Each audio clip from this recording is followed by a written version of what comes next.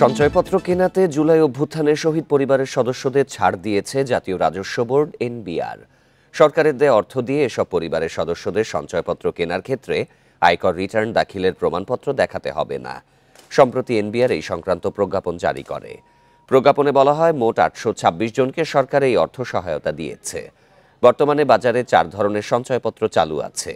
এগুলো হলো পরিবার সঞ্চয়পত্র, পেনশনার সঞ্চয়পত্র, 5 বছর মেয়াদী বাংলাদেশ সঞ্চয়পত্র ও 3 মাস অন্তর মুনাফা ভিত্তিক সঞ্চয়পত্র।